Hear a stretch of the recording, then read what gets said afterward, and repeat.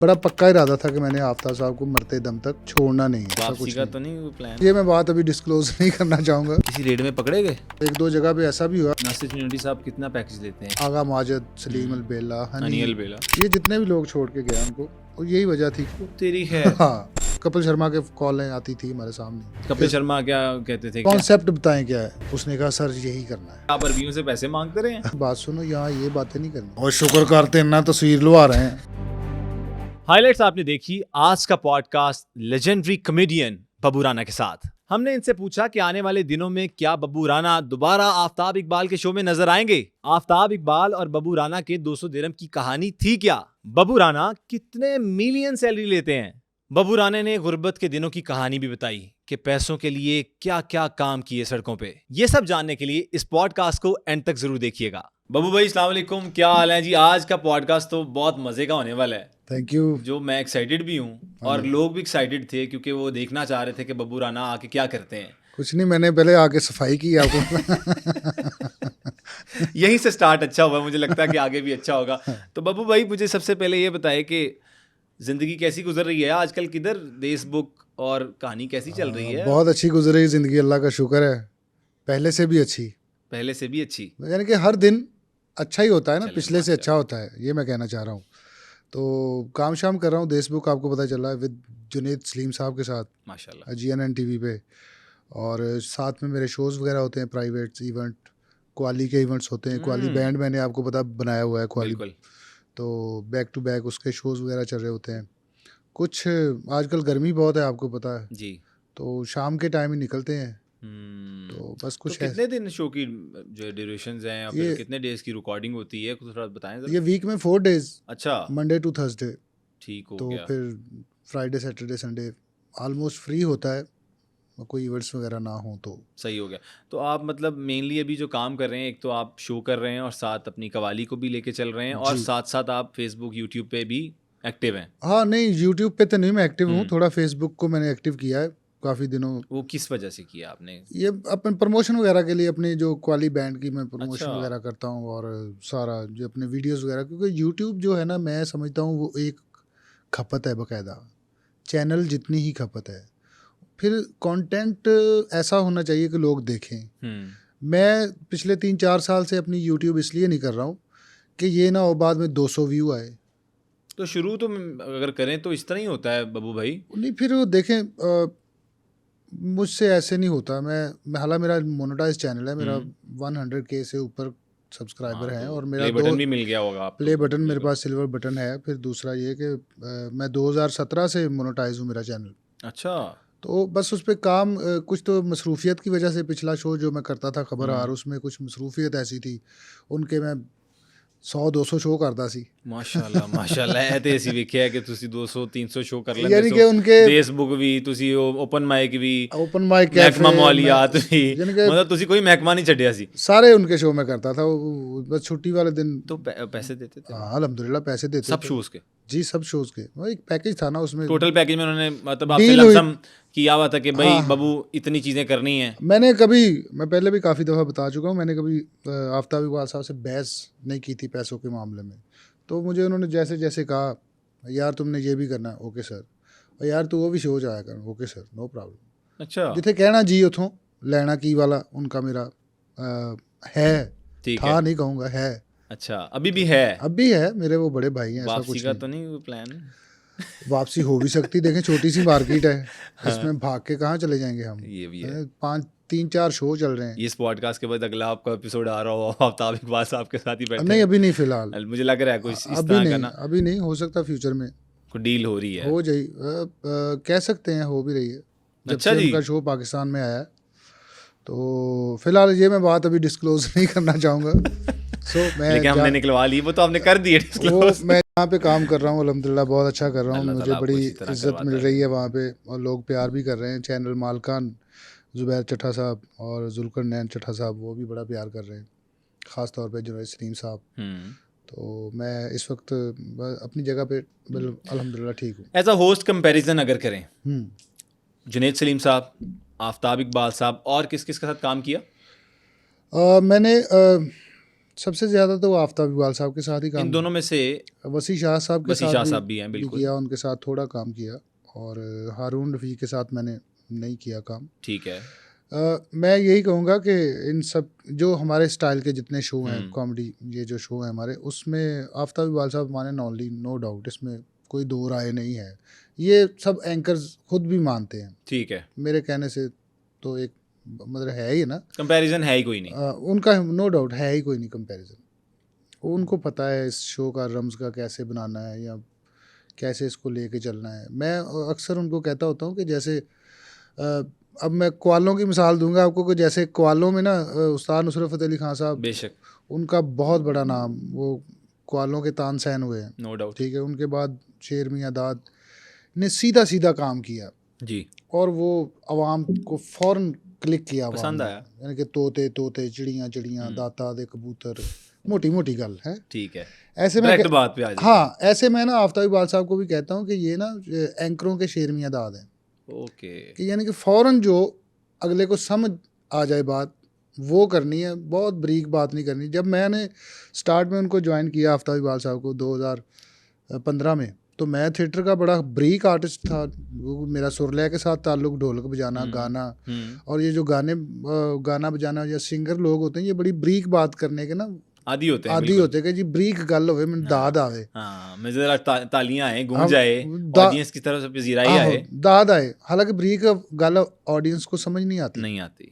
मखसूस एक तबका वो अब मुझे समझ। लगता है कि जितना शऊर आ गया, अब हर तो हर नेगेटिव बात, कहीं ना पॉजिटिव बात को भी नेगेटिव में जोड़ अब तो देते हैं। कॉमेडी मतलब हो ही इतनी गई ना, ऑडियंस को हर वे का अब समझ आ गई, कॉमेडी ये कहाँ से बोल रहे, ये कहाँ से।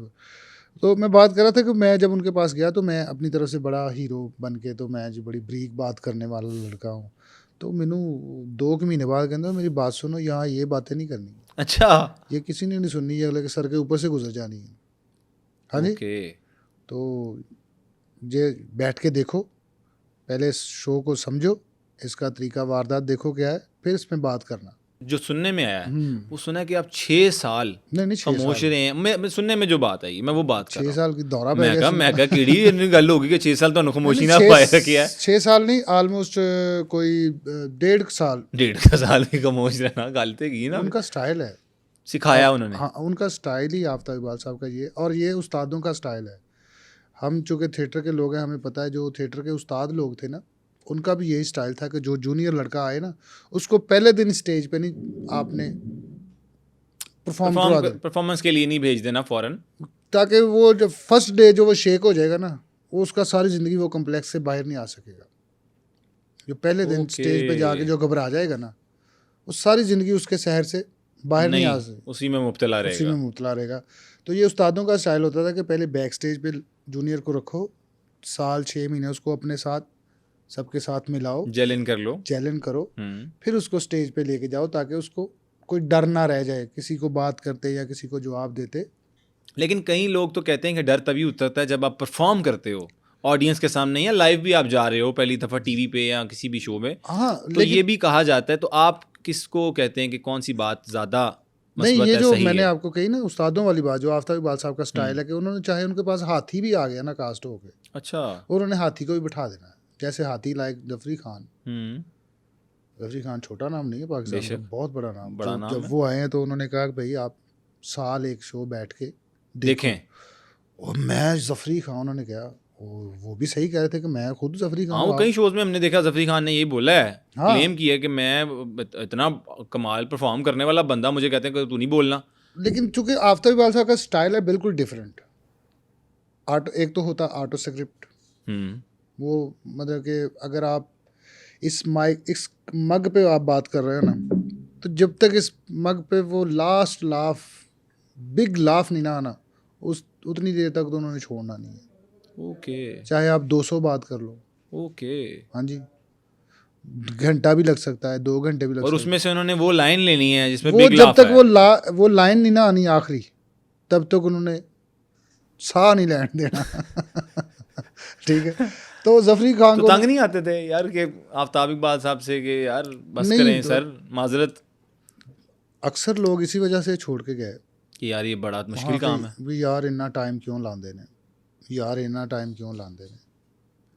तो अक्सर जो फनकार उनसे टूटे हैं ना, सीनियर्स जितनी लॉट है, आफ्ताब इकबाल साहब के साथ आगा माजिद, सलीम अलबेला, हनी, अनियल बेला, ये जितने भी लोग छोड़ के गए उनको, और यही वजह थी कि यार टाइम बहुत लांदा है यार, 12 घंटे ਦੇ ਵਿੱਚੋਂ 40 मिनट ਕੱਢਣੇ ਨੇ। बब्बू भाई वो लोग कहते थे कि बस फौरन फौरन काम हो, 40 मिनट निकलना है, 12 घंटे क्या करना है यार। वो भी अपनी जगह आपको लगता नहीं सही थे? देखें, शाहरुख खान अगर जितना भी बड़ा आर्टिस्ट है ना, उसको एक डायरेक्टर की ज़रूरत होती है। बेशक। नहीं तो शाहरुख खान कहे जी कैमरा ऑन करें, मैं खुद ही कर लेता हूँ सारा मैं कुछ। करके निकल जाता हूँ। हाँ जी, कई लोग करके निकल जाते हैं। हाँ, ये मैं कहना चाह रहा हूँ कि डायरेक्टर की मर्जी है, वो जितनी देर तक सेटिस्फाइड ना हो वो आपको नहीं छोड़ सकता, उनका स्टाइल है ये आफ्ताब इकबाल साहब का। दूसरे शो जितने मैंने किए वहाँ 4-5 घंटों में, बहुत ये मैं ज़्यादा टाइम बता रहा हूँ, 4-5 घंटे, ठीक है। कि फी सेगमेंट आधा घंटा उन्होंने देना है और फटाफट ख़त्म करें। वो हमसे ज़्यादा जल्दी में होता था। जल्दी में होते कि यार मुकाओ। आफ्ताब इकबाल साहब का ये स्टाइल है कि उन्होंने पहले शो में जिसको भी बुलाना है उसको पहले बिठाना है, उसको शो के साथ जेल होने का टाइम देना है, उसे स्टाइल समझाना है कि मेरी कॉमेडी का स्टाइल क्या है। उसके अंदर रह के अगर आप काम करो, ठीक हो गया। महीने बाद समझ जाओ, 2 महीने बाद, उसका यॉनरा समझ जाओ, उसकी जो एक तबीयत है वो समझ जाओ, हाँ ऐसा और ही। फिर उसके मुताबिक आप परफॉर्म करो। जी ऐसा। ठीक हो गया बब्बू भाई। हमने यहाँ से वैसे स्टार्ट नहीं करना था, लेकिन आपने एक अच्छा स्टार्ट दे दिया। और बात चल पड़ी तो फिर चलनी हाँ, चाहिए ऐसा थी। अच्छा मुझे बताएं बब्बू भाई, आपका बचपन, और मुझे ये भी बताना है आपने कि बब्बू राना नाम कैसे डला, असल नाम क्या है?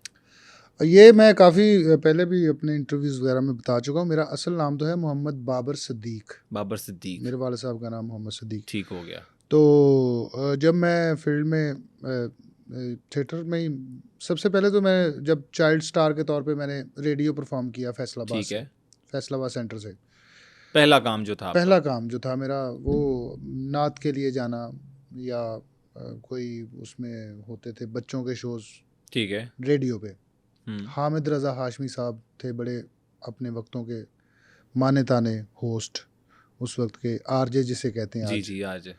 तो उनका शो होता था बच्चों के हवाले से। आई थिंक शो का नाम मुझे अक्सर फूल, आंगन के फूल के ऐसे कुछ शो वो ठीक हो बुलाते गया। थे। स्कूल बेस पे मैं जाया करता था, हाँ। चूँकि स्कूल में नात पढ़नी या बज़्म अदब में खड़े हो गए शुरू से। तो वहाँ से फिर मुझे रेडियो जाने का मौका मिला बचपन में। फिर गैप आ गया, कोई 2-3-4 साल मैंने किया रेडियो। फिर मैं अपना पढ़ाई पे शुरू हो गया, पढ़ते पढ़ते फिर पढ़ाई छोड़ दी। पढ़ाई कब छोड़ी? पढ़ाई मैंने छोड़ी है ये 95 में, 1995 में। ठीक है। कॉलेज गए? नहीं, कॉलेज कहाँ, 5 जमातें पढ़ के तो छोड़ दी। 5th के बाद आपने 5th कहा के कि बाद बस मैं कहा 5th बाश ठीक है। ठीक हो गया। तो उसके बाद उसके बाद घर फिर वालों ने कहा नहीं कि बब्बू मुझे पढ़ बहुत लो? कहा मेरे घर वालों ने, मेरे सब भाइयों ने, जो मैं सबसे छोटा हूँ घर में। कितने बहन भाई हैं? हम 12 बहन भाई हैं। माशाल्लाह। हाँ, मतलब तो टीम है पूरी यार। अल्हम्दुलिल्लाह। तो वो तो पाकिस्तान नवा बनया सी ना। अच्छा फिर ठीक हो गया। तो ये है कि मैं सबसे छोटा था, मुझे सब भाई भी, मेरी वालदा, मेरे वालिद साहब, यार तू पढ़ ले यार, ओ तू सबसे छोटे की वैसे ही टेंशन लगी रहती है घर वालों को ना, कि यार ਇਹਨੂੰ ਪੜਾ ਲਓ ਇਹਨੂੰ ਪੜ੍ਹਾ ਲਓ। ਪੜੇਗਾ ਯਾਰ। ਉਹ ਮੈਨੂੰ ਇਹ ਲੱਗਦਾ ਸੀਗਾ कि ਤੁਸੀਂ आप तो पढ़े नहीं। हाँ। आज मुझे उस बात का एहसास होता है कि यार वो लोग सही कहते थे। कम से कम मुझे और कुछ नहीं तो FA वगैरह करना चाहिए था, मैट्रिक से ऊपर जाना चाहिए था मुझे। ठीक है। तो फिर मैं छोड़ा किस बेस पे था? लाइक होता है ना कि एक वजह बनती है, इस तरह बाबर साहब आपकी पास भी कोई वजह होगी, कोई ना कोई सीन हुआ होगा, कोई फेल हुए होंगे, कोई नहीं फेल नहीं हुआ, डिसहार्ट हुए होंगे, मैं बस दिल उठ गया, एरिया का कसूर था, मोहल्ले का कसूर था, कोई रहने वाला कोई सीन जो था? मैं फेल भी नहीं हुआ। अच्छा। 5वीं तक अल्हम्दुलिल्लाह पास रहा, और 6ठी में मैंने ज्वाइन करना था। तो बस मेरा दिमाग वैसे ही बच्चों वाला जो जैसे होता है, मैं नहीं पढ़ना। मुझे शुरू से ही ना अपने पैसे कमाने की आदत पड़ गई। जब मैं रेडियो से, मेरा 125 रुपए का चेक बनता था मंथली? हाँ, नहीं जितनी दफ़ा जाना है। अच्छा, एक विजिट का 125 रुपये आपको मिलते थे? और ये कब की बात है? ये है बात तकरीबन 91, 2, 3, 4 की। अच्छा, ये हाँ इतनी की है। तो उसमें फिर गुजारा हो जाता था मज़ेदार? वो चेक मेरे बड़े भाई के नाम पे आता था, जो मेरा ID कार्ड नहीं बना। कुछ नहीं मिलता। नहीं मिलता सी, अच्छा। मिलता सी, यानी कि वो उनका अकाउंट था, उनके नाम पे चेक बनना, उनके फिर मुझे पास फिर आना। उन्होंने आपको दे देने। तो वो शुरू से ना वो मुझे आदत टैप हो गई कि ये अपनी जेब में जरा पैसे होंगे तो अपने ही इज्जत है, हाँ, तो ये ये आपको इज्जत है। समझ आ गई थी। हाँ, तो पढ़ाई मैंने छोड़ दी, नहीं जी मैंने काम करना, मैंने काम करना, मैंने काम हम्म। करना, ये मैंने लगा ली। खैर मुझे उन्होंने कहा यार तुम 2-4 महीने फिरो, तुम शायद तुम्हारा अकल आ जाएगी अकल आ तुम्हें, जाएगी। वो यही लेकिन सारी मुझे बातें नहीं जो आई। थी। मुझे फिर उन्होंने मेरा चूँकि सारा ख़ानदान जो है वो काम करता है अपना ज्वेलर्स, हमारी ठीक है। अपनी 1-2 शॉप्स हैं गोल्ड। वैसे आप लोग सुनियारे हैं, जी आम अल्फाज में करके हाँ, यही सुनियारे हैं आप, सुनियारे हैं। मतलब ठीक ठाक फैमिली है माशाल्लाह। ठीक ठाक नहीं, बस एक दरमियाने लेवल की। ठीक हो गया। वो कुछ भाई मेरे जॉब करते हैं, 1-2 ने अपनी शॉप भी बनाई हुई है।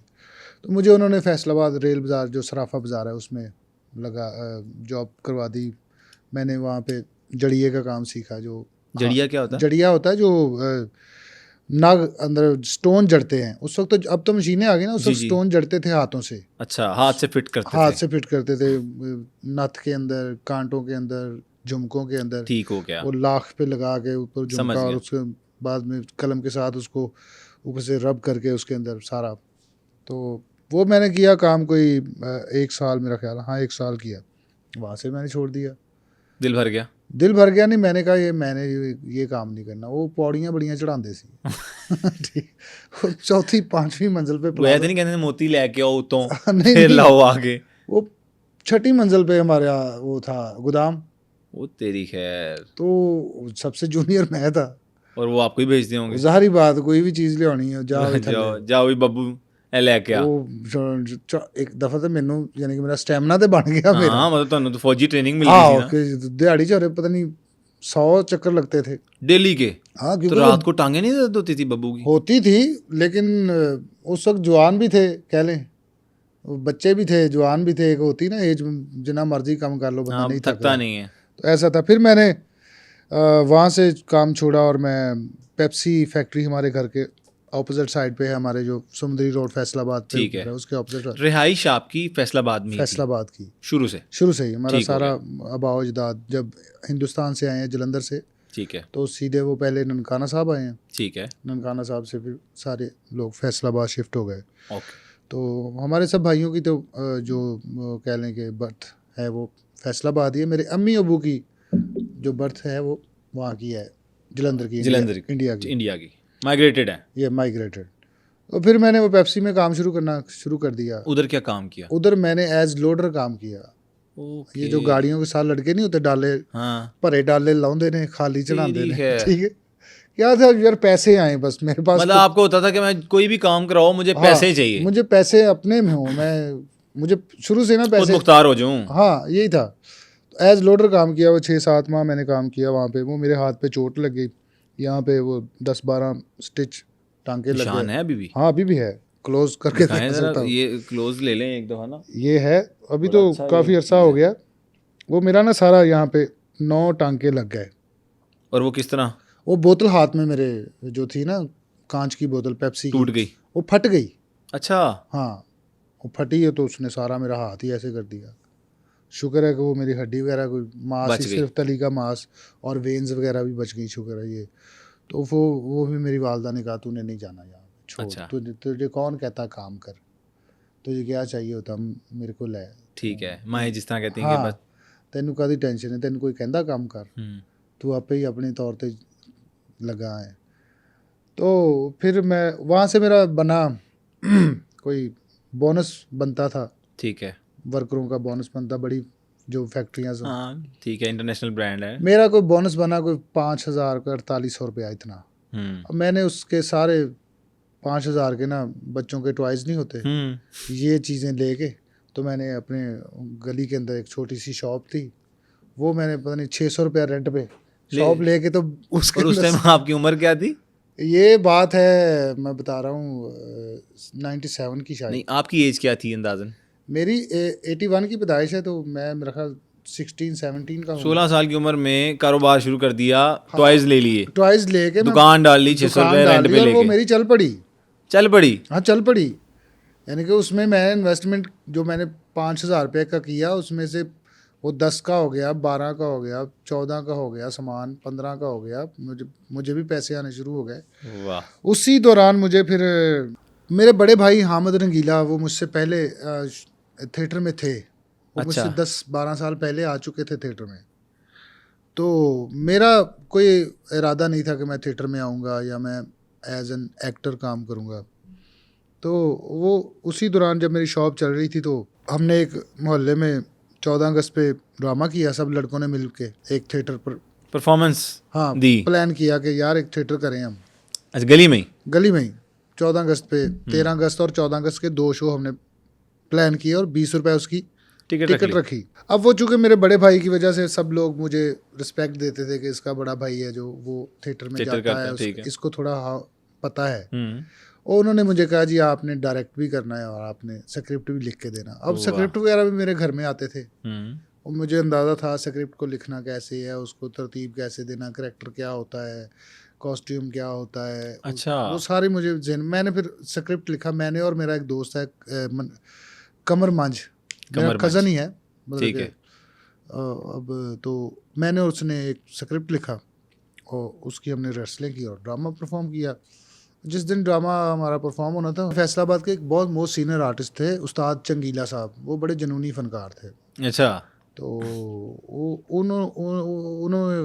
उन्हें हमने बुलाया हुआ था एज चीफ गेस्ट के आइए जी हमारा थिएटर देखा। उन्होंने थिएटर बैठ के देखा, तो मेरा स्टेज पे आने का कोई प्लान नहीं था, तो मैं बस पीछे पहली दफा बब्बू राणा अब स्टेज पे जाने लगा उस दिन का वाकया बता रहा हूँ। वही कह रहा हूँ, प्लान नहीं था लेकिन ना मेरा रिहर्सलों में कोई मेरा रोल था, मैं सिर्फ as director as writer back stage पे काम कर रहा था। सही है। अब जो मेन जिस बच्चे का रोल था, जिस लड़के का रोल था, उसने जब ऑडियंस देखी ना 400-500 बंदा, वो कहना मैं नहीं करना, वो भज गया, वो लभ्या ही नहीं। पैसे बब्बू ने पड़े सारे। वो मुझे वो उस वक्त फोन वगैरह भी नहीं थे, बड़ी क्रिटिकल कंडीशन आ गई बब्बू जी। तो वो फिर मैं परेशान हो गया सारा एकदम। तो वो मुझे कहते अब क्या करें, तो उस्ताद चंगीला साहब उसे दसिया, मैं कहा सर जी वो मुंडा मेन जो वो तो नस गया, वो नस गया। तो मैंने कहते तू कपड़े पा, मैं कहा कपड़े तो मैं पा। करैक्टर क्या था? करैक्टर था मतलब कि 2 बच्चियाँ हैं उसकी और उसके रिश्तेदार बाहर से आते हैं लंदन से, और दोनों बच्चियाँ जो हैं वो उस लड़के के चक्कर में है कि ये मुझसे शादी करे, मुझसे अच्छा। जलाल एक शेख जलाल का रोल था, ठीक है। शेख फैमिली दिखाई हुई। तो वो फिर मैंने अचानक वाइटनर लगाया, 16-17 साल की उम्र में मूंछ लगाई, एक ओल्ड सा करैक्टर, 2 बच्चियों का बाप, और मैंने पहली दफ़ा मेरी अपीयरेंस जो स्टेज पे हुई इस हादसाती तौर पे हुई। अच्छा। फिर मैं 2-4 साल 5 साल लगा रहा, फिर मुझे उस्ताद चंगीला साहब ने वहीं से मुझे सेलेक्ट किया और वो मुझे ले गए कमर्शियल थिएटर की तरफ, के चल भाई तू कमर्शियल थिएटर कर, ठीक हो गया, तो मैं इतने पैसे दूंगा। और मेरी ये भी बड़ी खुशकिस्मती है कि थिएटर में अक्सर लोगों को पैसे नहीं मिलते स्टार्ट में। मुझे पहले ड्रामे का ही 3000 रुपया मिला था वीकली। उस वक्त 3000 रुपया वीकली वो लड़का लेता था जो प्रॉपर परफॉर्मर कर लेता था, परफॉर्मर होता था और हिट होता था। ठीक है। वो उस लड़के को मिलते थे। तो मुझे उन्होंने कहा जी तुझे 3000 रुपया हफ्ते का देंगे, तूने मेरे साथ मेरे 6 स्पेल हैं वो तूने करने, एक फलां जगह फलां। मैंने उनको ज्वाइन कर लिया। फिर ऐसे करते करते 2-4 साल गुजर गए, मैं कमर्शियल थिएटर करता रहा। मैं उस तरफ आ रहा हूँ क्योंकि मेरा नाम बब्बू राणा कैसे पड़ा? जी जी, मेरा नाम था बाबर राणा। अच्छा। थिएटर की दुनिया में मैं लिखा था बाबर राणा, बाबर राणा, बाबर, ये तो। ठीक है। मुझे मिलते हैं चांद बराल। अच्छा जी। जोगी बाबा आप जानते हो? जी जी जी। साहिवाल में मैं गया, मेरा भी फर्स्ट डे साहिवाल में और चांद बराल का भी फर्स्ट डे। तो मुझे उन्होंने, हमारी खैर दोस्ती होगी, दोस्ती इतनी होगी कि हम रूममेट हो गए, इकट्ठे रहे। तो फिर उसने ऐसे छुट्टियां आई कोई साल बाद, जो ऐसे मुहर्रमों की छुट्टियां आती, मुझे उसने कहा कि मैं लाहौर जा रहा हूँ। तो मैं तो बब्बू साहब, मुझे उसने बता दिया कि मैं बब्बू बराल साहब का भांजा हूँ। ठीक है। तो मैंने तो बब्बू साहब के घर जाना है। ठीक है। तो मैं तो शदाई था बब्बू बराल साहब का, हर बंदा फैन, बिल्कुल सुहेल अहमद साहब का, बब्बू बराल साहब का, मैं शुदाई था। तो मैंने कहा अच्छा यार मैं भी तेरे नाल लाहौर जाना। कहना ठीक है चल। अब मैं बजाय फैसलाबाद जाने के घर, मैं सीधा लाहौर आ गया। लाहौर आके बब्बू बराल साहब से मुलाकात हुई, देख के मैं सख्ता तारी हो गया, यार क्या लोग हैं, क्या लोग हैं, बड़े लोग। तो उन्होंने बड़ी इज्जत दी। कहते हाँ भाई चांद है कौन है गए, अच्छा चांद। चांद को कहते हैं ये कौन है गए, चांद कहता जी ए जी बाबर राणा है गए, बाबर राणा ये की करता है, कहना जी एक्टर है, कहते एक्टर है तो बाबर राणा ਇਹ ਕਿਹੜਾ ਕੂੜਾ ਵਾਲਾ ਨਾਂ ਰੱਖਿਆ ਠੀਕ ਹੈ कहते चांद बराल कहना मामू जी ये ढोलक भी बजाता है और ये गाता भी है, कहते अच्छा तो फिर आना फिर आना, वाह। तो मुझे कहते अच्छा खाना शाना खाओ शाम को मिलने, खाना शाना खा के शाम को मिले तो मुझे कहते यार भाई तुम अपना नाम चेंज करो, ये बाबर जो जहांगीर बाबर था ना उसकी भी गवर्नमेंट को 6 महीने रही थी, तो इसलिए तुम्हारा ये एक्टरों वाला नाम नहीं ये ड्राइवरों वाला नाम है। ओ तेरी तो मैंने कहा, मैंने अदबन कहा, मैं कहा सर आप फिर मेरा नाम मुझे दे दें कोई। अच्छा ये नाम उन्होंने, मैं उस तरह मैं कहा फिर आप मेरा नाम चेंज कर दें, मुझे बताएं मैं क्या रखूं। कहते अच्छा चलो देखते हैं। अब 2 3 4 5 घंटे गुजर गए इस बात को, तो 2 3 4 घंटे बाद बैठे बैठे एकदम वो कहते लो भाई तेरा नाम ज़हन च आ गया, आमद हो गई। हाँ मैंने कहा जी सर, कहते तेरा नाम होना चाहिए बब्बू राणा, बब्बू राणा, बब्बू राणा, ऐसे उन्होंने 3 दफ़ा बोला। कहते जा तुझे अपना ही नाम दिया। हाँ जी, वाह। और ये सच्ची बात मैं कर रहा हूँ कि उस दिन से लेके आज तक मुझे इस बात की आज तक समझ नहीं आई कि इज़्ज़त मिली जा रही है। मैं ना कॉमेडियन हूँ, ना मैं कभी अपने आप को समझा मैं कॉमेडियन हूँ, ना मैं कोई कभी मैंने अपने आप को एक्टर समझा, पता नहीं एक निस्बत हो जाती है उस नाम की निस्बत होती है, ऐसी निस्बत हुई है कि आज अल्हम्दुलिल्लाह अच्छे प्लेटफॉर्म पे काम भी किया सबकी तरफ, तो ऐसे मेरा नाम बब्बू राणा उस्ताद बब्बू बराल साहब की तरफ से मुझे डल गया। और फिर ये सफ़र आगे चलता रहा, और फिर ये सफ़र आगे फिर क्या किया, खबरदार, खबरियार, हाँ फिर सारे शोज़ किए, और सारे ये मेरी वालदा की दुआ भी है इसमें। मेरी वालदा वो मैंने उनको दबाता था, मैं जब अल्लाह उनको जन्नतों में कर दे, आमीन। तो मैंने अक्सर उनको कहना कि माँ जी मैं ना थिएटर नहीं करना, मैं टीवी करना, मैंने टीवी पे काम करना, मैंने थिएटर नहीं करना। थिएटर से शुरू से ना मुझे थोड़ा सा था कि यार अच्छा, जब मैं थिएटर में आया भी इन हुआ तो उसके 5-10 साल बाद थिएटर की शक्ल भी सारी चेंज हो गई थी, चेंज हो गई, डांस आ गया। जब ये सारा कुछ चेंज हो रहा था और फिर चीज़ों में गैप भी आना शुरू हो गया, तो कभी फील नहीं हुआ कि यार बस जिस तरह आप बता रहे हैं कि मैं छोड़ूं, तो रेडें भी होती थी, किसी रेड में पकड़े गए? और रेडें भी हुई है, मैं 1-2 जगह पे ऐसा भी हुआ, लेकिन अल्हम्दुलिल्लाह मैं बच गया। कहाँ छुप जाते थे? भागे भी ना, भाग पड़े ना। जैसे मुझे याद है सरगोदा में रेड हुई है, नगमा थिएटर था। अच्छा उस टाइम आप परफॉर्म कर रहे थे? हाँ स्टेज पे था, तो पुलिस आ गई और हम लोग भाग पड़े। रात का टाइम था कोई 1:30-2 का, और वो थिएटर के बैक साइड पे सारी वो थी अपना क्या नाम, फसलें थी, ज़मीन थी खाली, फसलें, और उस तरफ भाग पड़े।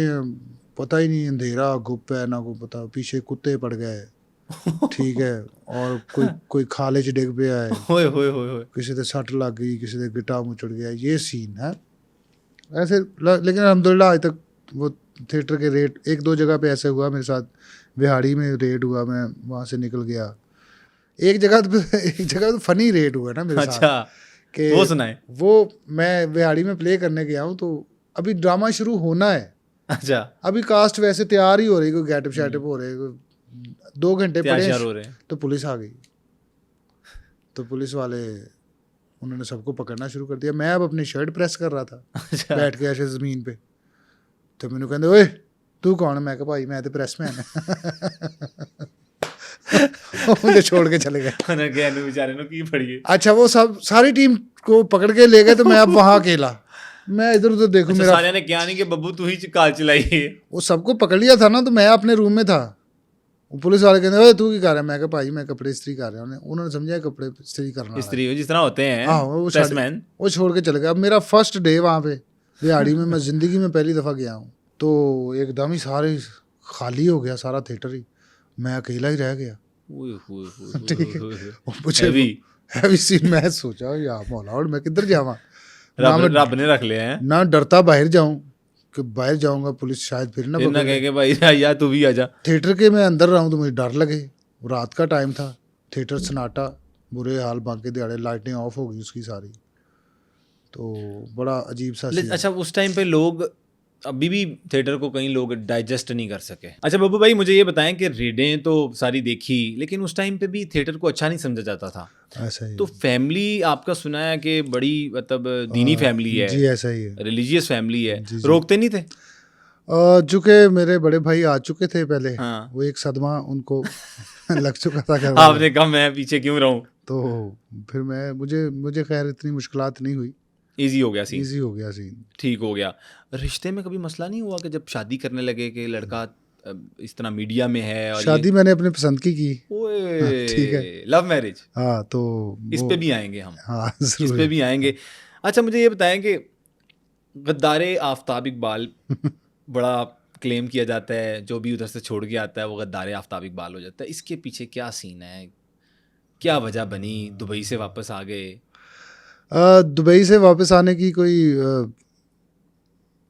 ख़ास वजह ही कह लें, या ये मेरा ईमान भी है कि जब तक आपका कहीं पे रिस्क लिखा हो तब तक ही होता है। तो मेरा छोड़ने का प्लान नहीं था आफ्ताब इकबाल साहब को, बस अचानक से कुछ ऐसा हो गया कि मुझे क्या ऐसा हुआ जो एकदम आप दुबई छोड़ के आ गए? नहीं दुबई जाने के तो लोग यहाँ ख्वाहिशमंद हैं कि भाई हम जाके काम करें। हाँ ऐसा ही है, लेकिन वो बस मैं आ गया, कोई वजह बनी, कुछ ऐसे टर्म्स एंड कंडीशन ऐसी हो गई कि मुझे जंप करना पड़ा। अच्छा, तो कोई इधर पाकिस्तान में लाहौर में कोई ऑप्शन थी जिसकी वजह से उधर से आपने वाइंड अप की चीज़ें? ऑप्शन तो मेरे पास जब से मैं आफ्ताब साहब का शो कर रहा था मुझे आती रहती थी ऑप्शन, कभी ना कभी 4 महीने बाद, साल बाद आ जाती थी ऑप्शन कोई ना ठीक कोई, है, तो मैं उसको स्किप कर देता था कि नहीं यार, मैंने आफ्ताब साहब को कमिटमेंट की हुई है। छोड़ना नहीं है मेरा, और मेरा ये बड़ा पक्का इरादा था कि मैंने आफ्ताब साहब को मरते दम तक छोड़ना नहीं है। फिर ये इरादा किस तरह बदल गया? बस वो कुछ हो गया ना ऐसा तो क्या हो गया बब्बू भाई? यार कुछ ऐसा हुआ, मैं फिर काफी भी क्या हो गया? वो 200 दिरहम वाली कहानी भी क्या है, वो उसके से भी पर्दा उठाए ना। वो क्या सीन है कि आप अरबियों से पैसे मांगते रहे हैं? हाँ नहीं, इसमें ये जो मैंने लास्ट टाइम देखा है आफ्ताब इकबाल साहब का, ये एक उन्होंने जो कहा कि यहाँ के लोकल से हाँ, पैसे मांग नहीं रहा तो था, 15 लाख के बाद आप पैसे मांग रहे थे, तो ये भी कोई अच्छी चीज़ तो नहीं थी ना? इसमें कोई सदाकत नहीं है कि मैं किसी अरबी से या किसी लोकल से पैसे मांगूं। मैंने हमेशा अपने अल्लाह से मांगा है, और मेरे अल्लाह ने मुझे मेरी औकात से ज़्यादा दिया। कितने पैसे ले रहे थे जब आफ्ताब इकबाल साहब के मैं साथ थे? 1.5 मिलियन उनसे ले रहा था। 15 लाख रुपया? जी, तो ऐसा कुछ नहीं हुआ, वो लगेज का मसला था। लगेज मेरे पास वेट ज़्यादा था, और उन्होंने मेरी जो टिकट करवा के दी वो उसमें कम वेट था। ठीक है। तो रात को मेरे पास टिकट आ रही है, सुबह मैंने टेक ऑफ करना है, तो मैंने कहा कि सर मैं 4-5 महीने बाद जा रहा हूँ पाकिस्तान, तो मेरे पास काफ़ी सामान है, ठीक है, कुछ सामान ऐसा जो मैंने घर छोड़ के आना है, ठीक है, और मेरे पास कुछ, मैं शादी पे अपने ब्रदर इन लॉ की शादी पे आना था, कुछ मैंने शॉपिंग वगैरह की थी बच्चों वगैरह के लिए। सही हो गया। मेरे पास काफ़ी हैवी लगेज आपके पास ज़्यादा था? तो वो इसी बात पे वो थोड़ी बहुत कह लें कि तू मैं हुई। वो फिर मैंने कहा कोई मसला नहीं, मैं खुद लगा लेता हूँ। तो वो 200 दिरहम का ये रौला था कि 200 दिरहम मैं कह रहा था कि मेरा आप ऑनलाइन करवा दें, अगर मैं एयरपोर्ट पे जाऊँगा मेरे ज़्यादा पैसे लगेंगे। ठीक है।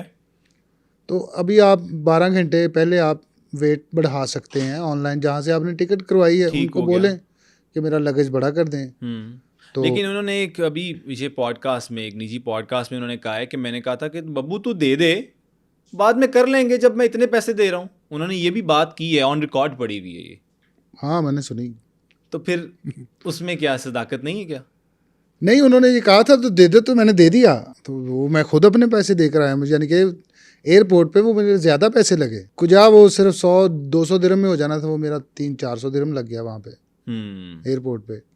तो मैंने उस पर कोई आर्गूमेंट नहीं किया, मैंने कहा सर आप इजी हो जाएं, नो प्रॉब्लम, मैं चला जाता हूँ इजी। तो ये कोई नाराज़गी वाली की बात थी वैसे इतनी?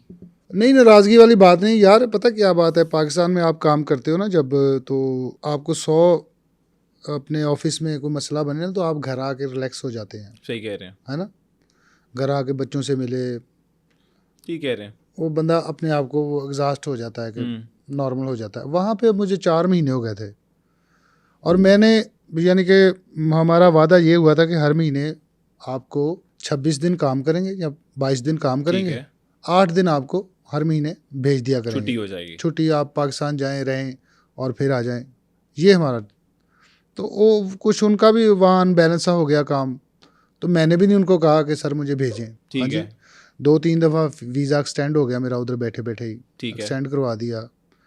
तो 4-5 महीने मैंने उनको कहा ही नहीं कि मुझे वापस भेजें। मैंने अपने आप से बात की कि यार मैं अब इस माहौल में कैसे कहूँ कि मुझे भेजें। हाँ, जब अगला भी बंदा परेशान अगला है, बंदा किसी परेशान है। मुश्किल में है, तो उसका साथ ही देना हाँ, चाहिए ना। तो 4 साढ़े 4 महीने मुझे उधर हो गए। तो वो अंदर एक वो पक भी रही थी बात, फिर सेटलमेंट नहीं थी वहाँ पे, कुछ रिहाइश नहीं थी, रिहाइश लेकिन थी। उन्होंने तो आपको अपने घर में शायद ठहराया हुआ था, और वो कहते हैं जो मेरा लाडला होता है मैं उसको हाँ, ठहराता हूँ। नहीं वो इसमें कोई शक नहीं, उन्होंने मुझे अपने घर में ठहराया हुआ था, मैं रहा भी उनके घर में।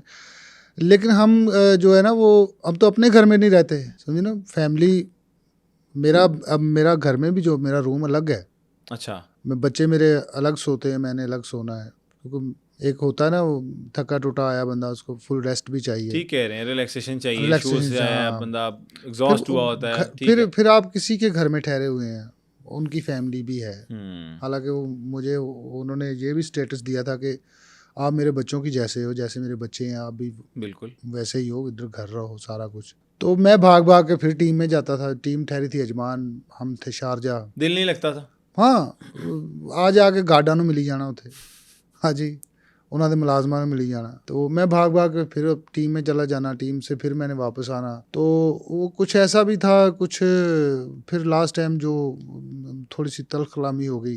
वो आपने एक इंटरव्यू में सुनो डिजिटल की कहा था कि वो मेरे करीब आए और मुझे लगा मुझे मारने नहीं नहीं, लगे। वो इससे पहले की बात है, वो तो मार भी सकते हैं, उस्ताद हैं। हाँ, चूँकि उस्ताद जो होता है वो एक बाप की वजह होता है। बेशक, बेशक। और मैं, और वो उस्तादों के उस्ताद भी हैं, जी ये हैं। तो हम भी क्लेम करते और हैं, सुहेल अल्लाह के अहमद बाद, साहब, हाँ, अल्लाह, आफ्ताब हाँ जी साहब। हाँ जी, अल्लाह के बाद और जितनी भी इज़्ज़त मिली है वो आफ्ताब इकबाल साहब की वजह बेशक। से मिली है, इसमें कोई दो राय नहीं है।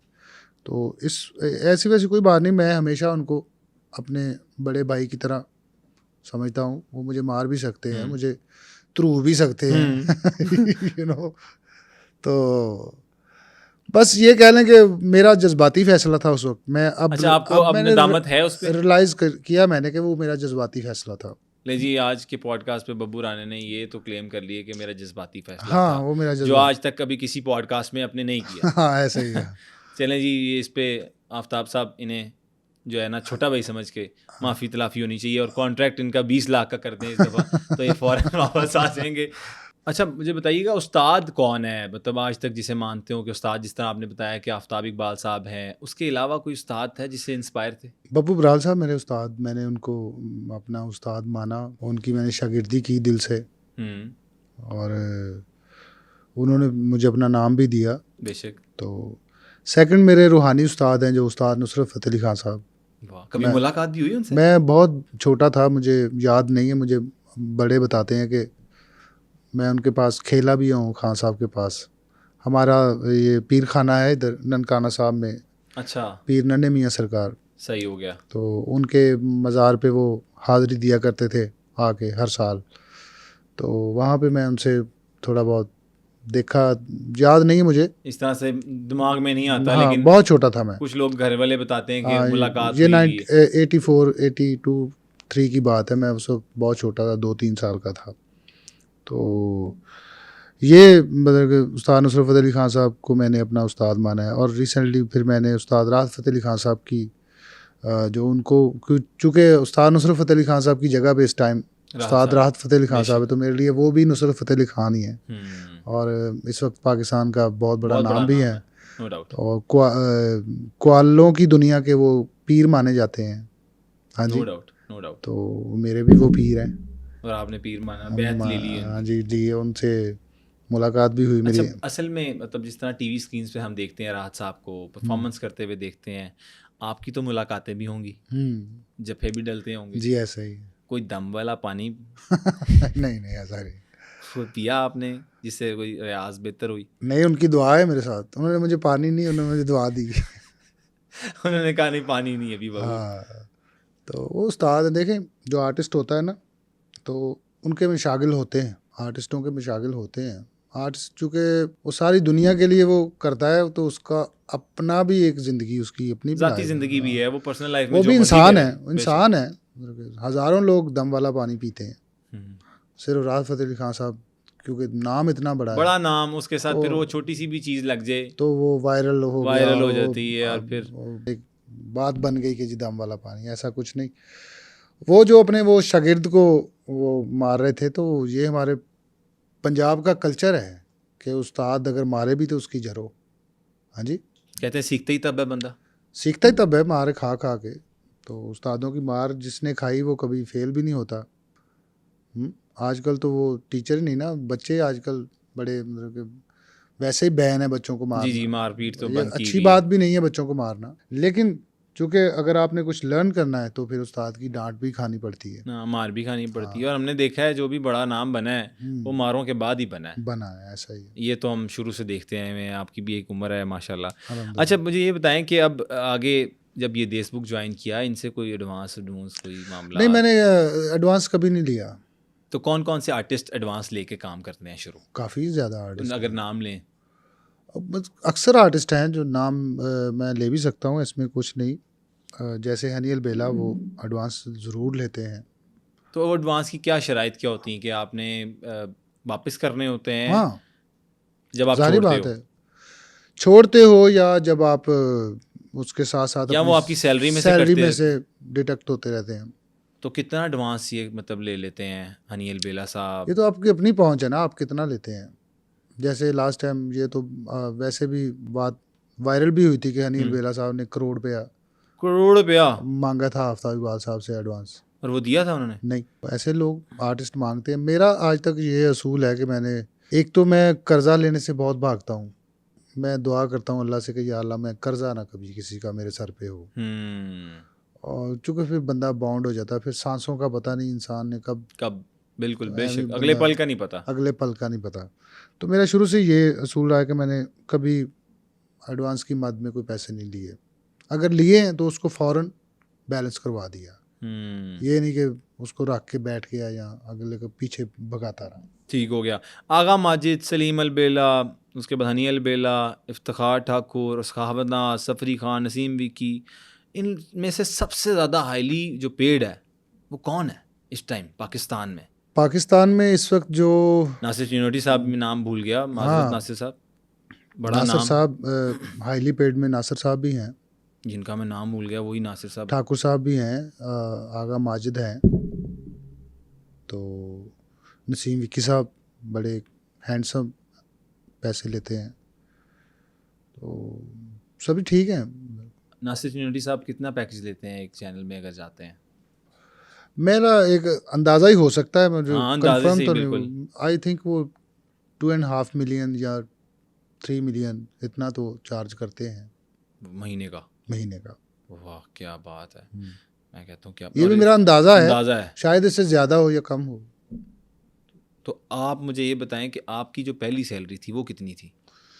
पहली सैलरी जो थिएटर में थी, थिएटर में या टीवी शोज़ में जब आना शुरू किया? टीवी शोज़ में जो मैंने विकी साहब के साथ पहला टीवी शो किया था ना, मेरा जो पहला जहाँ से मेरा वायरल हुआ था वो था मेरा एक्सप्रेस न्यूज़ पे मेरे मुल्क दी बिजली जी ठीक हो गया। आइटम मेरा चला था। जुगनी की पैरोडी मैंने की थी। ठीक है, वो थोड़ा सा आप अगर सुना दें। हाँ, तो आजकल तो आपको पता है बड़े बिजली बहरान। मोहतात रह के सुनानी पड़ती हैं चीज़ें।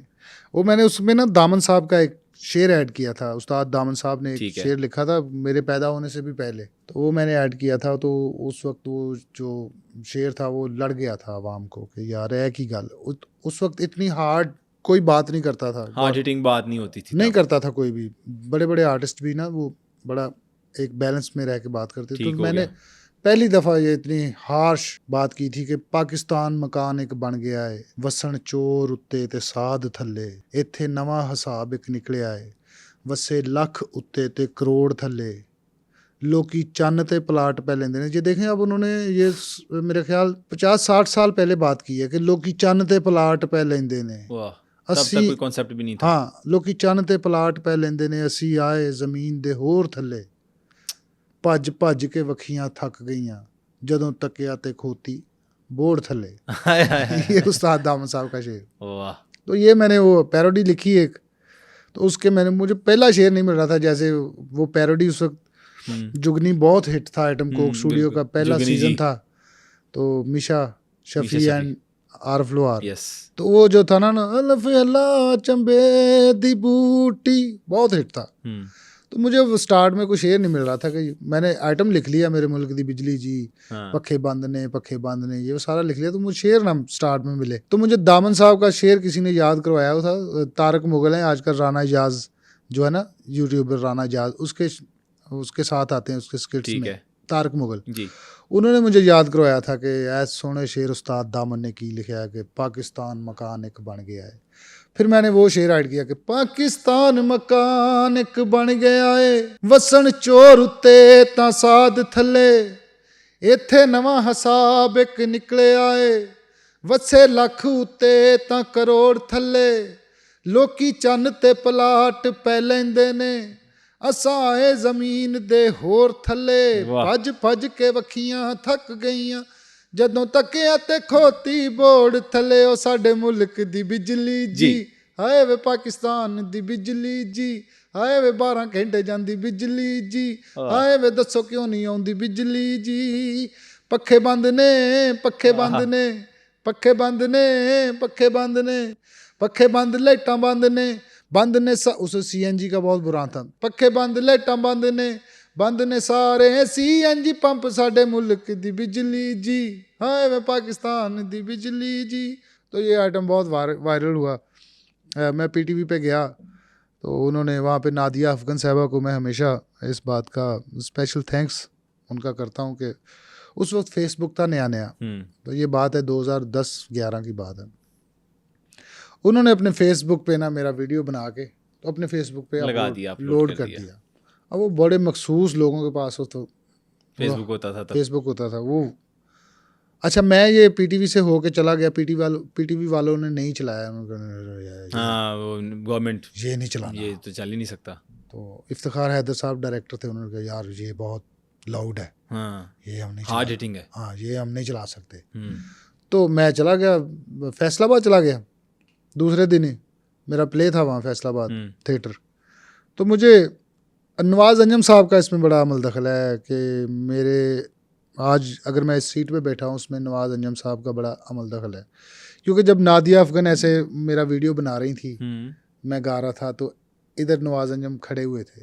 अच्छा, उन्होंने ऐसे मेरा वीडियो बनाते बनाते एक दफ़ा नवाज़ अंजम को दिखाया, फिर दूसरी दफ़ा नवाज़ अंजम को दिखाया, बस अब वो वायरल हो गया। जब वो वायरल हुआ लोग पूछना शुरू, ये लड़का कौन है, ये लड़का कौन है, फिर नवाज़ अंजम को पूछो ये कौन है। हाँ जी, मुझे नवाज़ भाई का फ़ोन आता है रात को 2-2:30 बजे, मैं थिएटर से फ्री होकर अपने दोस्तों में बैठा हुआ हूँ फैसलाबाद घंटाघर चौक में, नवाज़ भाई का फ़ोन आया, अबे तू किधर है। मैंने कहा भाई क्या हुआ, अबे तू हिट हो गया, तुझे पता ही नहीं। मैं कहा भाई कैसे, अबे लोग मुझे फ़ोन कर रहे हैं कि ये लड़का कौन है, लोग मुझसे तुम्हारा नंबर मांग रहे हैं, तुम कहाँ हो, लाहौर आओ, ताहिर सरवर मीर साहब से मिलो। ताहिर सरवर मीर साहब उस वक्त एक्सप्रेस में थे। मैं लाहौर आ गया, ताहिर सरवर मीर साहब से मेरी मुलाकात हुई। ताहिर सरवर, वो यार तुसी आइटम खुद लिखे है। मैं कहा जी सर, बड़ी गल है यार, ते ਇਹ ਜਿਹੜਾ ਸ਼ੇਰ ਤੁਸੀਂ ਪਹਿਲਾਂ ਪੜਿਆ ਹੈ ਇਹ ਕਿਹਦਾ, ਇਹ ਤੁਸੀਂ ਕਿੱਥੋਂ ਸੁਣਿਆ। ਉਹਨਾਂ ਨੂੰ ਤਾਂ ਪਤਾ ਸੀ ਕਿਹਦਾ। ਮੈਂ ਕਿਹਾ ਸਰ ਇਹ ਉਸਤਾਦ ਦਾਮਨ ਸਾਹਿਬ ਦਾ। ਉਹ ਤਾਂ ਮੈਨੂੰ ਪਤਾ ਹੈ ਉਸਤਾਦ ਦਾਮਨ ਸਾਹਿਬ ਦਾ, ਤੁਹਾਨੂੰ ਕਿੱਥੋਂ ਇਹ ਨਜ਼ਰ पै गई। मैं कहा सर वो मुझे याद था। अच्छा यार बड़ी गल, अच्छा तुम कराची जा सकते हो। अब मैं कराची का नाम सुन, मैं सारी ज़िंदगी कराची नहीं देखा था। मैंने कहा फौरी, मैं कहा जी जाऊँगा। एक्सप्रेस के हेड ऑफिस जाना है आपने कराची, वहाँ पे आपको शुजात साहब मिलेंगे, शुजात, तो वो क्रिएटिव हेड थे उनके। ठीक है, उन्होंने कहीं ताहिर सरवर मीर को कहा कि ये लड़का हमें चाहिए, और वहाँ से शो फिर शुरू हुआ। वहाँ पे कराची गया और वो कोक स्टूडियो का उन्होंने पूरा सेट लगवाया। कोक स्टूडियो के सेट के ऊपर मेरा ये आइटम रिकॉर्ड हुआ। फिर एक्सप्रेस न्यूज़ पे ये कोई 6-7 महीने चलता रहा, रेगुलर चलता रहा, 24 घंटे चलता रहा। वहाँ से फिर मुझे इस सैलरी से, आपने पूछा था कि सैलरी आपकी कितनी, मुझे जो पहला TV का चेक मिला था वो था मेरा ख्याल 25,000 का। अच्छा, इसके बाद मेरे साथ जो वाक़यात हुए हैं वो बड़े हंसी वाले के। अब मैं हिट, यानी कि आइटम मेरा चल गया, वायरल हो गए, फ़ोन मेरा बंद नहीं हो रहा, फोन पे फोन आई जा रहे हैं। और मेरे पास पैसा एक नहीं है, ठीक है, मुझे मॉर्निंग शोज से कॉलें आ रही हैं, कपड़े मेरे पास नहीं है, मेरे पास एक शर्ट है, मेरे पास एक पैंट है बस, और लंडे के शूज़ है मेरे पास, तेरी खैर। वो मैंने पहने हुए हैं। तो मुझे कभी जियो से मॉर्निंग शो आ रहा है, कभी A+ TV से मॉर्निंग शो आ रहा है, कभी एक्सप्रेस से मॉर्निंग शो आ रहा है, कभी किसी चैनल से मॉर्निंग शो आ रहा है। तो मैं ना अब कभी किसी दोस्त को यार शर्ट चाहिए, ओए बब्बू कपड़े मांग मांग के हाँ जा रहा है। कपड़े मांग के जा रहा हूँ। एक्सप्रेस का शो था गवर्नर हाउस में, ईद शो, बहुत बड़ा शो था। उसमें बहुत पाकिस्तान की मेन कास्ट सारी, शान, रीमा, सऊद, थिएटर के सुपरस्टार सोहेल अहमद ठीक साहब, है। सखावत नाज, सारे बिग कास्ट, रैम्बो साहब, साहिबा, ये वो सब तमाम, गवर्नर साहब, लतीफ़ खोसा थे उस वक्त शायद। अच्छा। तो मैंने ना अब मेरे पास पैंट तो मैंने धो के पहन ली, रात को मैंने हाँ। पैंट वॉश की, और मेरे पास था 250 रुपया। वो मैंने रास्ते में जाते जाते ना, ये जो सड़कों पे शर्टें नहीं लगी होती, हाँ जी, हाँ जी, हाँ हैंग जी, की वो होती जो है। हैंग की होती हैं रस्सियों पे। हाँ, T-शर्ट्स, वो मैंने 100 के पता नहीं कितने की वो शर्ट ले ली, वो मैंने पहन ली अपनी तरफ से, नई फुल शर्ट, मॉडल बन के बब्बू हाँ निकला। नई शर्ट। तो मैं अब जब गवर्नर हाउस में गया तो वो मुझे कहते जी आप चेंज करें। मैंने कहा सर मैं रेडी हूँ। नहीं नहीं, चेंज करें। नहीं, आपको मैंने कहा था कि विद ईद ड्रेसेस आना है। मैंने कहा सर मैं ईद ड्रेसेस ही आया हूँ। अपनी तरफ से फुल तैयार हो गए। हाँ, वो आसिफ रजा मेरा बहुत अच्छा दोस्त है, वो डायरेक्टर था उसका, अच्छा। उसकी ना मेरी थोड़ी बहुत मुंह मारी हो गई। नहीं, आपको हमने कहा था ईद ड्रेसेस में आना। मैंने कहा यार ईद वाले दिन को T-शर्ट नहीं पहनता, हाँ, क्या हो गया भाई। खैर उन्होंने मुझे मेन कास्ट के साथ बिठाना था, वो नहीं बिठाया। वो उन्होंने मुझे बिठा के उठा दिया। मेरे ड्रेसेस ड्रेसिंग की वो सेंस नहीं बन रही होगी ना। ड्रेसिंग की सेंस नहीं बन रही थी। तो मुझे उस वक्त तो बहुत बुरा लगा कि हाँ, यार ये यार क्या ये बात। गल बाद में समझ आई कि वो सब लोग ड्रेसिंग की सेंस नहीं बन रही थी। ठीक हो गया। फिर मुझे उन्होंने अलहदा खड़े होकर शूट कर लिया। सो ये भी बताने का मकसद है कि वो आइटम मेरा हिट था बहुत, और मेरे पास पैसे नहीं थे। मैं शाहनूर स्टूडियो के सामने फ्लैट लिया हुआ था मैंने और चांद बराल ने। यहाँ से पैदल जाना अलहमरा माल रोड पे, पैदल आना, पैदल, और पैसे भी नहीं थे और फ़ोन बंद ना हो रहा मेरा। तो पहला मुझे एंड्रॉयड फ़ोन, जो मैं एक मॉर्निंग शो में गया जुगन काज़म के शो में, तो वहाँ से उन्होंने मुझे तोहफ़ातन एंड्रॉयड फ़ोन दे दिया, टच फ़ोन। तो उससे फिर मैंने अपना कोई थोड़ा बहुत वीडियो तस्वीरें ये वो बनाना शुरू कर दी। ऐसा किया। तो 25,000 का चेक था वो भी मुझे कोई 3-4 महीने बाद मिला था। अल्लाह अकबर। उन्नी देर तक मेरे सिर इन्ने पैसे चढ़ गए सी कि ਉਹਦਾ पता ही नहीं चलिया। फिर लोगों ने चुकाए। ज़ाहिर बात है। फिर बाबू जी इसके बाद क्या होता है? ये सारी इसके बाद नसीम विकी साहब का एक शो शुरू होता है ARY न्यूज़ पे, जिसका नाम था मस्ती गेट। ठीक है।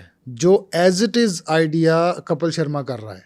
ठीक है। वो पहले नसीम विकी साहब ने ARY, जो वो क्लेम भी करते हैं कि मैंने ये हाँ, आइडिया भी दी। वो हमारे सामने ही कपिल शर्मा के कॉलें आती थी हमारे सामने। कपिल शर्मा क्या कहते थे कि भाई कॉन्सेप्ट बताएं, कॉन्सेप्ट बताएं क्या है। तो फिर विकी साहब बॉम्बे गए, पीछे से वो शो बंद हो गया ARY न्यूज़ का। विकी साहब ने कपिल शर्मा को वो दिखाया, उसने कहा सर यही करना है, यही मैंने करना है, मुझे आप ये आइडिया दे दें, आप मेरे साथ खड़े होकर करवाएं। अच्छा, as a director, as a content head, as a जो भी। फिर विकी साहब ने वो मस्ती गेट जो शो था उसमें नरगिस साहिबा थी और विकी साहब थे। उस वक्त सिर्फ हस्बे हाल शो था और कोई शो नहीं था, खबरनाक, खबरदार, ये वो इस तरह का कोई शो नहीं था, सिर्फ हस्बे हाल दुनिया TV पे चलता था।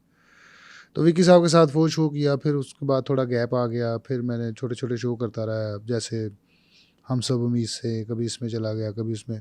थिएटर में करता रहा रेगुलर। तो थिएटर में टूटे दिल से करता रहा कि यार ये दिल नहीं मानता था, लेकिन करना पड़ता था। लेकिन करना पड़ता था कि सोर्स ऑफ इनकम।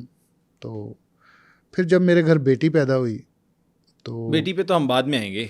हम मेन पहले बात करेंगे कि फिर ये सारा सिलसिला जब सेटल डाउन हो गया, फिर शादी का ख्याल आया। शादी तो मैंने 2005 में कर चुका था। 2005 में कर ली थी? हाँ, इससे पहले। तो भाभी से मुलाकात कैसे हुई? भाभी से मेरी मुलाकात शोबिज़ में ही हुई थी। अच्छा। हाँ, वो भी इसी इंडस्ट्री से हैं? जी, वो उन्होंने बहुत थोड़ा काम किया है, 3-4-5 महीने। और फिर उसके बाद आपसे शादी हुई, आपने कहा बस? हाँ, शादी हुई तो फिर बस पुरबाश, आपने कहा अब नहीं करना, अब बब्बू करेगा काम। जी ऐसा ही। और फिर इनसे मुलाकात इस तरह हुई, फिर प्रपोज किसने किया, प्रपोज कहानी क्या थी, भाभी से मुलाकात कैसे हुई, मोहब्बत कहाँ से शुरू हुई बब्बू भाई? मोहब्बत बस हो गई जैसे होती है मोहब्बत। कहानी इधर से ही शुरू हुई कि वो एक प्ले में वो आई हमारे पास फैसलाबाद में, तो बड़ा इनोसेंट सा माहौल, तो नई नई थी तो बड़ा घबराहट, और उसका भी यानी कि ग्रेजुएट माशाल्लाह पढ़ी अच्छा। लिखी, तो मजबूरन एक कह लें कि अचानक से कुछ वजह से आ गई, तो फिर मेरा उनके साथ अफेयर चल पड़ा। फिर 1-2 महीने बाद ही मैंने शादी कर ली। बस 2 महीने आपने, फिर के बाद हमने कहा बस शादी करेंगे। शादी कर ली तो मैं फिर घर बताया? नहीं, घर नहीं बताया, घर से चोरी। वो तेरी खैर। हाँ, तो तो खौफ नहीं आया कि घर भी बताना है, अब्बा जी भी बोलेंगे, वो मार तो पड़ेगी? खौफ तो था, लेकिन मैं आगे इकरार कर चुका था कि करनी है। कि करनी है। और उसके बाद फिर क्या होता है जब शादी कर उसके लेते बाद हैं? फिर कहाँ रहते हैं? लाइक मैं लाहौर आ गया। लाहौर आ गए, घर लाहौर, वाले फैसलाबाद ही हैं? घर वाले सारे फैसलाबाद और हैं। उनको ये नहीं पता कि शादी नहीं, होगी बब्बू उनको की? पता चल गया 1 हफ्ते बाद। हफ्ते बाद पता चल गया? हाँ, कि शादी कर ली है इसने। पहली कॉल किसकी आई ये बताएं, सच पहली सच बताइएगा। पहली कॉल मुझे मेरे बड़े भाई की आई, और तू नहीं ना हटिया, तू वही ਕੰਮ ਕੀਤਾ ਜਿਹੜਾ ਸਾਨੂੰ ਡਰ ਸੀ। ਅਸੀਂ बड़ा शौक सी सानू, ਅਸੀਂ बड़े रीजों से शादी करनी? सबसे छोटे की शादी हमने बड़े रीजों से करनी। हमारे बड़े अरमान थे। मेरी सिस्टर रोना शुरू हो गई। मैंने क्या क्या सोचा, मैंने कहा हुण ते हो गया। बब्बू ने तो ब्याह कर लिया। हाँ, हुण मैं की कर सकने हैं। फिर शादी के बाद एक बहुत हार्ड स्ट्रगल आई मेरे सर पे, क्या हुआ? और यानी कि एकदम से ही थिएटर पे मुझे कास्ट करना लोग छोड़ गए। शादी के फौरन बाद? हाँ, शादी के फ़ौरन बाद। तो ये मैं स्ट्रगल में पड़ गया। फिर मैं यहाँ लाहौर में मैंने फिर मोटर बाइक के ऊपर ये जो तेल होता है इंजन का, इंजन मोबाइल, हाँ, वो मैंने बेचा। ये सारी चीज़ें जर्नी के बाद ये एक हार्ड टाइम आया। ये बिजली जी तो 2011 में ठीक हिट है। हुआ ना, ये उससे पहले की बात कर रहा हूँ। 2005 में आपने शादी शादी की 6, 7, लेकिन 8 उससे पहले भी आप काफ़ी काम कर चुके थे कर तकरीबन। चुका था काफ़ी काम, तो अच्छा। मैं हिट था बड़ा। वही मैं कह रहा शादी से पहले मेरा बड़ा माहौल था थिएटर में, मुझे लोग कास्ट करते थे। मैं सबसे पहले कास्ट होने वाले लड़कों में मेरा नाम आता था। और फिर हार्ड टाइम आया, फिर मुश्किल हार्ड वक्त आया। मुश्किल, मैं लाहौर आ गया। लाहौर की स्ट्रगल आपको पता है कि ये तो तेज़ है। बहुत तेज़ है। और यहाँ पे एक दफ़ा तो लाहौर कहता है भाग, भाग हम्म। बेटा भाग। वो भागा फिर बब्बू? भागा हूँ मैंने। अच्छा, मैं मेहनत से कभी नहीं घबराया। मैंने लाहौर में ये ऑयल भी बेचा। फिर मैंने लाहौर में रेडी भी लगाई, रेडी किस चीज़ की? लंडे की। अच्छा। ठीक है, स्ट्रगल करता रहा। फिर मैं यानी कि काफ़ी काम दूसरे एम्ब्रॉयडरी का काम होता है। भाभी ने उस टाइम पे जब शादी हुई, हाँ। लव मैरिज थी, एक ख्वाब होता है, हर लड़की का होता है, हाँ, ऐसा ही है। तो वो ख्वाब कहीं ये तो नहीं, नहीं उसने सोच मेरा रहे थे बहुत कि साथ दिया। उसने मेरा पूरा साथ दिया। मैं जो सोच के आई थी मुझे वो नहीं मिला? नहीं, उसने मेरा पूरा साथ दिया। फिर हमारा झगड़ा हो गया। एक टाइम आया हमारा झगड़ा हो गया। यानी कि दुनिया में झगड़ा पैसे, गुर्बत का झगड़ा होता है। घरों में जो झगड़े होते हैं ना, वो बेसिकली होते हैं गुर्बत के। कि वो माशाल्लाह वेल सेटल्ड फैमिली, उनकी फैमिली की तरफ से क्या स्टांस था? उनकी फैमिली की तरफ से ये स्टांस था कि ये तुम्हें भूखा मार देगा, तुम जॉब करो, पढ़ी लिखी हो। फिर वो बैंक में जॉब उसने करना शुरू कर दी। जब उसने बैंक में जॉब शुरू की तो फिर मेरा झगड़ा हो गया कि मैं कहता था नहीं जॉब नहीं करनी, वो कहते थे तुम पागल हो, चलाना है सिलसिला देखना है। तुम्हारी शादी होगी, तुम्हारे बेटी पैदा होगी, बच्चा हो गया है। तो मैं खैर माशाल्लाह कितने बच्चे हैं? मेरे अब 4 बच्चे हैं माशाल्लाह। तो वो फिर 4 साल हमारी नाराज़गी रही। 4 साल? हाँ, लव मैरिज? हाँ, 4 साल नाराज़गी रही, लैदा हो गया। मैं अब जाता था, बच्चों को मिल लिया? हाँ, बेटी थी उस वक्त, बस बेटी को मिल लिया, फिर आ गया, चला गया। तो जब ये सारी लड़ाई चल रही थी तो मिलके सोचते नहीं थे कि यार वापस ले आऊँ? मैं काफ़ी सोचता था कि यार, लेकिन उस वक्त हालात ऐसे थे कि मैं खुद बहुत एक सख्त टाइम से गुजरा था। तो मेरी वालदा कहती थी कि तुम ऐसा करो, सुलह कर लो। मेरे वालिद साहब सुलह कर लो यार। मैं कहता था नहीं, वो जॉब छोड़े। वो उसके घर वाले कहते थे नहीं, जॉब नहीं इसने छोड़नी। सो ये बात किसी और वे की तरह। फिर 4 साल बाद हमारी सुलह होगी और अल्हम्दुलिल्लाह फिर जब 4 साल बाद 2011 में मेरा वो मैं क्लिक हुआ हूँ। तो जब क्लिक हुआ हूँ तो फिर उनका भी ध्यान पड़ गया, फिर सारा पैसे शैसे आना शुरू हो गया। फिर मैंने सुलह कर ली। फिर अल्हम्दुलिल्लाह वक्त के साथ साथ फिर सारा काम ठीक हो गया। भाभी अभी भी याद करती हैं कि वो हाँ, वो उसने ताने मारती होंगी आपको? ताने तो सारे वो तो औरतों का तुम्हें पता है करती हैं। हाँ, मैं औरत तो के ना दिमाग टाइम कढ़िया, मैं तो ना टाइम में कढ़िया। मैं बड़ा मुश्किल क्या बात है जी। बब्बू भाई अब कितने बच्चे हैं, मतलब 2 बेटे 2 बेटियां हैं? 2 बेटे 2 बेटियां। माशाल्लाह। और सबसे बड़ा बेटा कितने साल का है? सबसे बड़ा बेटा 8 साल का है। अच्छा, अगर अब आप ये सोचते हैं कि वो भी इसी इंडस्ट्री में आए, अगर वो ख्वाहिशमंद हो तो आप उसे आने देंगे? हाँ, मैं आने दूंगा, ये आप रोक नहीं सकते, समझे ना। लेकिन आपने वो एक उसको डीप डाउन डीप डाइव करके देख ली होती है एक चीज़ हाँ, कि अंदर क्या है। अंदर क्या है वो देखें। यहाँ पे आप अगर स्टार हो ना, आपका बच्चा स्टार करके ही बनेगा। अगर उसमें कुछ है तो फिर ही वो बनेगा। जैसे मुनव्वर ज़रीर साहब कितने बड़े स्टार थे, उनका बेटा कोई स्टार नहीं बना। बिल्कुल। सुल्तान रई साहब बहुत ऐसे ही। बड़े स्टार थे, उनका हैदर सुल्तान एक हद तक नाम कमाया, वो चीज़ नहीं बन सके। अगर मेरे बच्चों में टैलेंट हुआ तो वो करें, नहीं तो वो पढ़ रहे हैं माशाल्लाह, बहुत अच्छा पढ़ रहे हैं। अच्छा। उनको अच्छी तालीम दिलवा रहा हूँ। मेरी कोशिश है कि वो इस फील्ड से दूर ही रहें। अगर आना भी चाहेंगे तो इसमें मेरा कोई दोष नहीं, आ जाएं, स्ट्रगल करें, मैदान है, ठीक भागें। हो गया। अंदर की हकीकत की अगर बात करें तो इस फील्ड में सरवाइव करना बहुत मुश्किल कितना मुश्किल है, है? बहुत मुश्किल है। और क्या क्या मुश्किलात का सामना करना पड़ता है एक बिगनर को जो नया आता है? बड़े ख्वाब लेके आते हैं ना लोग, हाँ, ये हमारे बेवकूफ़ भी बनाते हैं, बेवकूफ़ भी बनाते हैं, ऐसा तो ही है। उसकी कुछ तल्ख हकीकतें ज़रा लोगों के सामने ज़रा पेश करें। शोबिज़ जो हमारा ना पाकिस्तान में शोबिज़ है, इसके अंदर जितने भी शोबे हैं, सिंगिंग, एक्टिंग, जो भी है, ये पाकिस्तान में एक तो इसका इन्वेस्टर नहीं है। जो लोगों जिनके पास पैसे हैं ना, वो पैसा लगाने से डरते हैं कि कहीं हमारा पैसा डूब ना जाए, नहीं गुनाह की तरफ ना चला जाए। ओके। बेसिक तो हमारा यानी कि हमारे दीन के लिहाज से इस काम को बुराई समझा जाता है ना, बिल्कुल है या नहीं है, ये एक अलहदा डिबेट है। ठीक है। समझा बुराई जाता है कि ये बुरा काम है। तो वो फिर आर्टिस्टों को बहुत मुश्किल होती है इस काम में आने के। खानदानों के खानदान नाराज़ हो जाते हैं।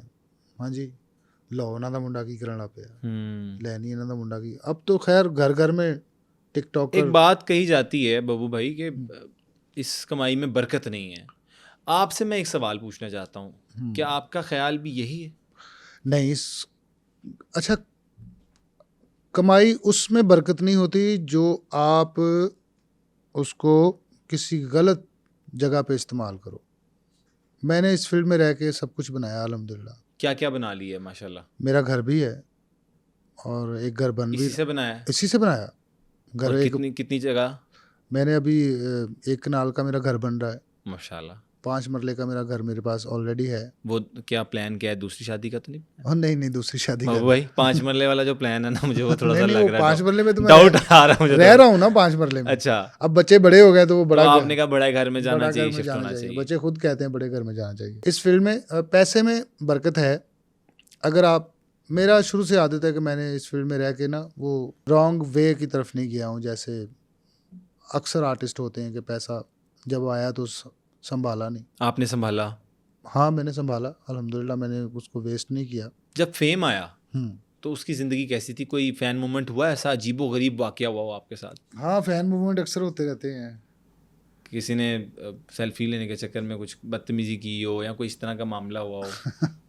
नहीं, बदतमीजी तो नहीं, खैर फैन बड़े बड़े वो आ भी जाते हैं और शुक्र करते हैं ना तस्वीर लवा रहे हैं। हाँ जी, ऐसे भी आ जाते हैं, तो चलता रहता है। मेरी आदत नहीं है कभी मैंने किसी को, कोई बंदा आके सेल्फी वगैरह कहे या कोई मिले तो मैं उसको आगे से कोई बन के दिखाऊं।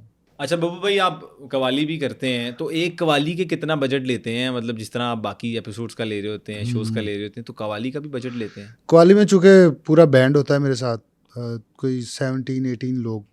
अच्छा, हाँ जी, तो लाहौर में तो मैं 1 मिलियन डिमांड करता हूँ। ठीक है। मिलियन तो थले बब्बू भाई तुसी आंदे ही नहीं, मैं हिसाब लाया था बहुत ज़्यादा रेट कर लेने तुसी। तो लाहौर के बाहर ज़रा ये डबल भी होता है। अच्छा, 2 मिलियन में भी चला जाता है? चला जाता है। तो है टीम में जगह? हाँ, एज चुकनाइजर। चुकनाइजर बड़े फायदे च रहिंदे ने। असल फायदा तो होना ही होता है। ठीक हो गया, वो हर फील्ड में कामयाब है माशाल्लाह। ऐसे ही। तो हम ज़रा कवाली सुनते हैं आपसे। हाँ जी। हम ना वो वाली कवाली बाज सुनाइए। आएंगे मोहम्मद। ये चीज जरा एक मजेदार कवाली हो जाए, आप लोगों के लिए भी, आप इंजॉय भी करेंगे। ये कंपोजिशन है उस्ताद दिलदार हुसैन पिद्दू खान साहब की, जो उस्ताद नुसरत फ़तेह अली खान साहब के तबला नवाज रहे, 40 साल उनके साथ तबला परफॉर्म किया। वाह, ये उनकी कंपोजिशन है और हदीका कियानी साहिबा ने गाई। ये कंपोजिशन मेरे दिल के बहुत करीब है तो जरूर सुनाएं। और मुझे ये भी शर्फ हासिल है कि जब ये कंपोजिशन बन रही थी तो मैं उस्ताद जी के पास अल्लाह अकबर, बैठा हुआ था। क्या बात है। तो जरूर सर। जाने इस दिल का हाल क्या होगा, राग पहाड़ी, माशाल्लाह। गपदा सा रे सा, गपदा सा रे सा रे नीदा, दानी सानी सानी दानी दा पद प म पद प म प म गा, खूबसूरत। गपदा सा रे सा, सारे गदा रे सारे पद रे सारे, पा सारे सा निदा सा। जाने इस दिल का हाल क्या होगा, तेरा वादा अगर वफा होगा, तेरा वादा अगर वफा होगा।